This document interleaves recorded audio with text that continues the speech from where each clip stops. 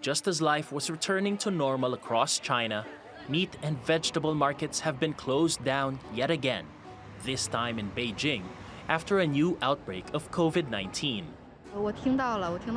It feels like all of our plans have once again suddenly been messed up. I feel helpless, but there's nothing one can do. Our plans can never keep pace with changes happening around us. The Chinese capital had gone nearly 2 months without new cases, but dozens have been reported since Thursday, many of them traced to the Xinfadi wholesale market just south of the city center. In response, the central government has sacked several officials of Beijing's Fengtai district, where the new infections were detected. Authorities have closed down markets and schools in what they describe as wartime containment measures. And tens of thousands of people have been tested to assess the full extent of the latest outbreak. The risk of this outbreak spreading is very high. We must continue to take decisive measures to defend against outside cases and internal resurgences. We must mobilize all units to take responsibility. Reports of a new flare-up sent markets across Asia into a slump. Chinese shares lost 1%, Japan's index dropped 3.5%, and in South Korea, the decline reached almost 5%. But it's in the streets of Beijing where the fear is most felt. I'm pretty worried that if people from Fengtai district come to work in Chaoyang, then how do we screen people by the prevention and control measures? How do we guarantee Chaoyang district is safe?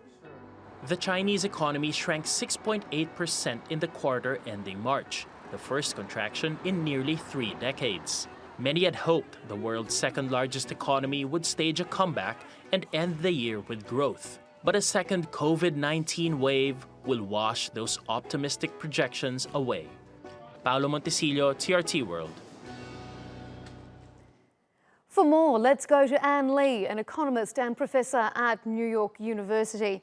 And medical experts have been warning about a second wave for a long time now, but an outbreak in Beijing is particularly worrying. How dangerous could this be, not just for China's economy, but for a global recovery? Well, for Beijing, I think it's not going to be as serious as the first wave because, remember, the first wave, nobody knew what they were dealing with. At least now there's been a lot of research that has come out, so people understand this disease a lot more and can prepare for it. The second thing is that Beijing is much more of a service economy than Wuhan. Wuhan was an industrial center where there were a lot of exports to other countries. Whereas in Beijing, since it's a service economy, it can actually rely more on the internet to do business and commerce. And so I don't think it'll be as disruptive as it was in the first wave in Wuhan for those 2 reasons. Is the appearance of a second wave a warning sign for other countries that the relaxing of restrictions in order to reboost the economy is inherently risky? Well, there's certainly going to be risk for the foreseeable future until a vaccine and a reliable treatment is out there. I think that people can't put the economy on hold forever. Basically, something has to give, and the pros and cons of reopening economy right now lean towards, careful reopening. And yes, you're probably going to get some cases spiking up, but as long as the medical community can handle the number of hospitalizations, then I think that things will continue to open and normalize. You're joining us from New York. The US has also seen a steady rise in case numbers across numerous states.